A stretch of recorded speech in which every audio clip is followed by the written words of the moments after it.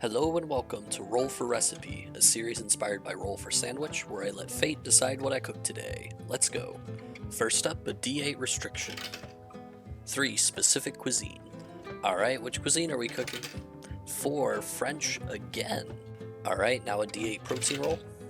2. Chicken. And a D6 carb roll. 2 again, rice.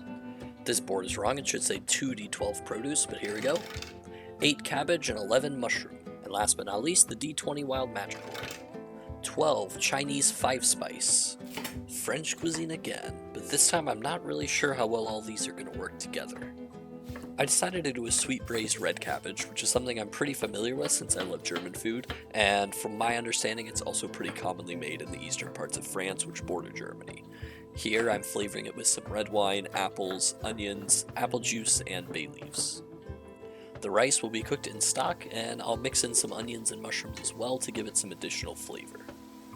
As for the 5-spice, it's typically used on pork, duck, or chicken, so thankfully we got chicken here at least, but I'm not quite sure its flavor profile is going to work too well with all the other elements here. Admittedly, I don't use 5-spice all that much in my normal cooking, so maybe, hopefully, I'm pleasantly surprised here. You'll notice here as we're preparing the rice that I'm using beef stock instead of chicken stock, since that's what I had left over from last video.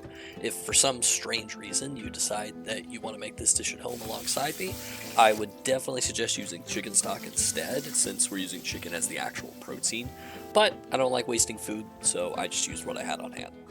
Same thing applies to the sauce here. I'm using red wine since that's what was already used in the red cabbage and the beef stock as I mentioned before, but you could definitely use white wine and chicken stock if you prefer.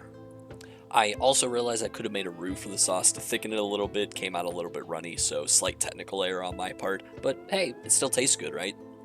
Alright, looks good. Let's see how it tastes. Bon appetit! So this was very confusing to my palate at first. It seemed like just nothing was quite playing well together. Then I realized that the rice, the sauce, the mushrooms, and even the cabbage all actually kind of worked pretty nicely together. It was the 5-spice that just wasn't playing well with the others. In fact, I ended up just eating the chicken by itself and then mixed all the fixings and ate them together. I'm going to give this dish a 6.5 out of 10. All the side elements worked well and tasted great, but that 5-spice just made the dish as a whole somewhat kind of awkward. As always, be sure to like, comment, and follow, and I'll see you next time.